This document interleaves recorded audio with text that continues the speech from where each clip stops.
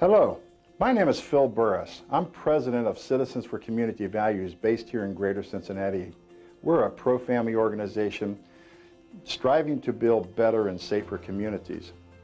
We're pleased with the fact that in 1994, Places Rated Almanac called the Greater Cincinnati area the best place to live in all of North America. It wasn't always that way, however.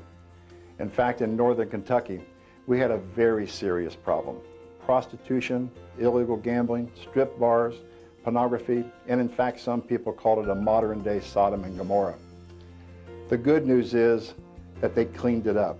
They changed things. They made it a better and safer community. This documentary is intended to encourage you and to let you know that no matter how bad you think things are, you too can turn them around.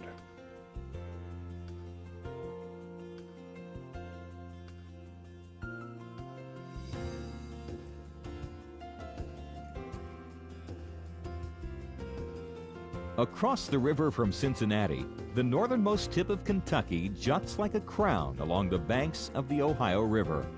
Today, the city of Newport is a jewel in the crown of Kentucky, but it once suffered incredible shame. Newport was known as Sin City. Reviled in the national press as an open city full of organized crime, corrupt officials, illegal gambling, prostitution, and every vice. Even overseas, one British reporter called Newport the most evil little town in America. The community has waged a decades-long fight for decency and is now reaping the rewards of upholding the law and removing the shameful practices of the past. I have lived in Northern Kentucky all my life, but in talking to parents and grandparents, we all think it's a great place to live, but it has had its darker side. It has had its moments.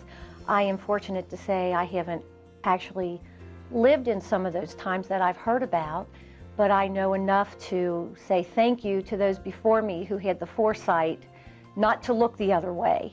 I think it's a great place to raise a family, and I think people are proud of that.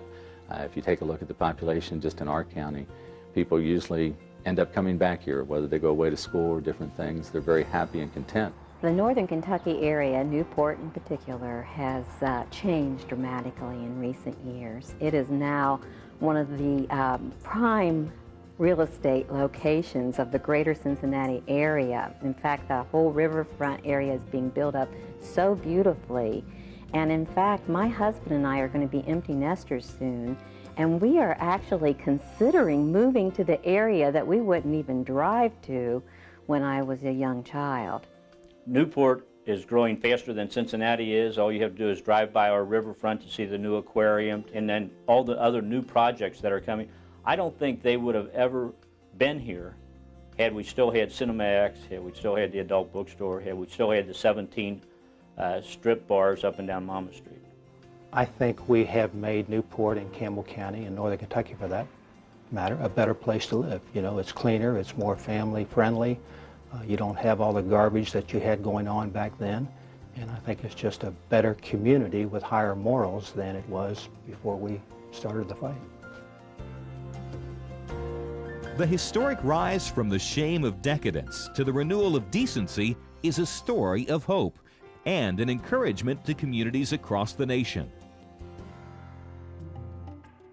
But the story of the descent serves as a warning as well.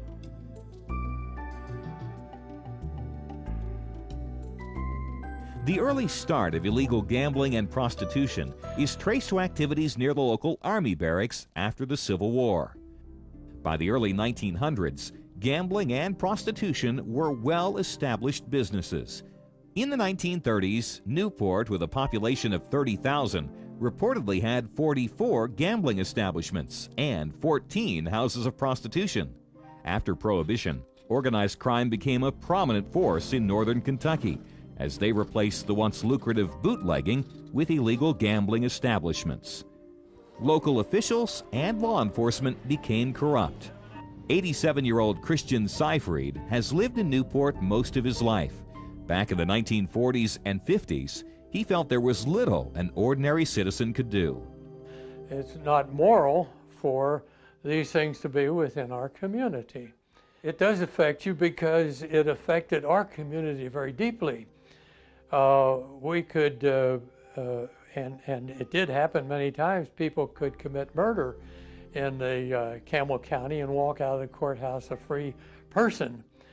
And it was so ingrained in the community that you could commit murder and walk out.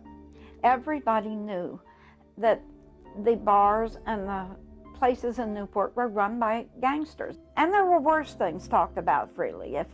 If you got on the bad side of the police, they might pull you in and beat you with a rubber hose. And you really didn't have any regrets if something like that happened to you, because the judge was already bought and paid for. Marilyn Frohmeyer moved to Newport as a child to be near her grandmother after her grandfather was mysteriously gunned down. One of the first things my daddy did was to take me a little walk around the block and show me a big house where what he called bad ladies lived. He said, "Now, I don't want you to talk to any of these bad ladies. I don't even want you to walk close to their house. If you have to go past them, it's best if you cross the street." I'm sure it was a house of prostitution. In 1951, the United States Senate Committee on Organized Crime named Northern Kentucky as one of the worst illegal gambling spots in the country and commented on the strange inability of public officials to address the problems. In the midst of open corruption, crime, and vice, the Newport Ministerial Association met regularly. They earnestly sought reform, but what they needed were citizens willing to act. I was active in the church, and I taught young adults and I taught high school kids. And I delivered mail through what was called the red light section, where all the prostitutes were. And I saw this, and it bothered me that these young girls were doing what they were doing. Every day I went there. And then I made a vow sometime during the period while I was delivering the mail that if I ever have an opportunity to do anything about it, I would do it to the best of my ability. And not knowing that I could do anything about it.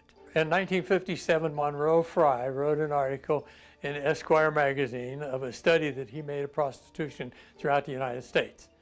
And he included Newport in it. When it hit the newsstands, and then the local officials began to deny that what he said was true of Newport. Well, I knew it was true. My pastor included it in his Sunday message, and I was there to hear it. And the next day, as I walked around my route, this thing just kept churning around and churning around inside of me, and I couldn't let go of it, and it wouldn't let go of me. And so before I finished my route, I went down to a grocery store and called him and asked him if he meant what he said in his sermon yesterday, and he said yes. I said, well, I'd like to do something about it. What can we do? And he said, well, I'll be honest with you, Chris. He said, we preach about these things, but we don't know what to do about them. They founded a social action committee. And because my minister and I started the ball rolling, I was appointed chairman of the committee. They did the long, hard work of researching illegal activities to report to public officials for action.